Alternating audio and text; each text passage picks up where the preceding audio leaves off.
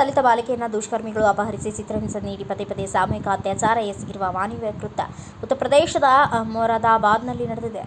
ಅತ್ಯಾಚಾರಿಗಳ ರಾಜಧಾನಿ ಎಂದೇ ಖ್ಯಾತಿ ಪಡೆದಿರುವ ಉತ್ತರ ಪ್ರದೇಶ ಮತ್ತೊಂದು ಅಮಾನುಷ ಅತ್ಯಾಚಾರಕ್ಕೆ ಸಾಕ್ಷಿಯಾಗಿದೆ. ದಲಿತ ಬಾಲಿಕೆಯ ಮೇಲೆ ಲೈಂಗಿಕ ದೌರ್ಜನ್ಯ ಎಸಗಿದ ದುಷ್ಕರ್ಮಿಗಳು ಓರ್ವನನ್ನು ಪೊಲೀಸರು ಬಂಧಿಸಿದ್ದಾರೆ. ಸಂತ್ರಸ್ತ ಬಾಲಿಕೆಯ ಪೋಷಕರು ಭಗತ್ಪುರ ಪೊಲೀಸ್ ಠಾಣೆಯಲ್ಲಿ ದೂರು ದಾಖಲಿಸಿದ್ದಾರೆ. ದೂರಿನಲ್ಲಿ 2025 ಜನವರಿ 2ರಂದು ಬಾಲಕಿ ತನ್ನ ಬಟ್ಟೆ ಹೊಲಿಸಲು ಟೈಲರ್ ಅಂಗಡಿಗೆ ಹೋಗುತ್ತಿದ್ದಾಗ ಆಕೆಯನ್ನು ಆರೋಪಿಯೊಬ್ಬ ಕಾರಿನಲ್ಲಿ ಅಪಹರಿಸಿದ್ದಾನೆ. ಮಾದಕ ವಸ್ತು ಬಳಸಿ ಆಕೆ ಪ್ರಜ್ಞೆ ತಪ್ಪಿಸಿದ್ದಾನೆ. ಬಳಿಕ ಭೋಜ್ಪುರ ಪ್ರದೇಶಕ್ಕೆ ಕರೆದೊಯ್ದು ಕೋಣೆಯೊಂದರಲ್ಲಿ ಕೂಡಿ ಹಾಕಿದ್ದಾನೆ.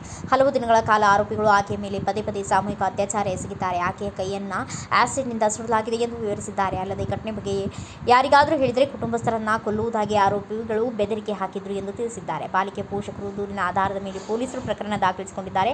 ಆರೋಪಿಗಳ ವಿರುದ್ಧ ಭಾರತೀಯ ನ್ಯಾಯ ಸಂಹಿತೆ ಮತ್ತು ಪೋಕ್ಸೋ ಕಾಯ್ದೆ ಅಡಿ ಎಫ್ಐಆರ್ ದಾಖಲಿಸಿದ್ದಾರೆ. ಓರ್ವ ಆರೋಪಿಯನ್ನ ಬಂಧಿಸಿದ್ದಾರೆ. ಉಳಿದ ಆರೋಪಿಗಳಿಗಾಗಿ ಶೋಧ ನಡೆಸುತ್ತಿದ್ದಾರೆ.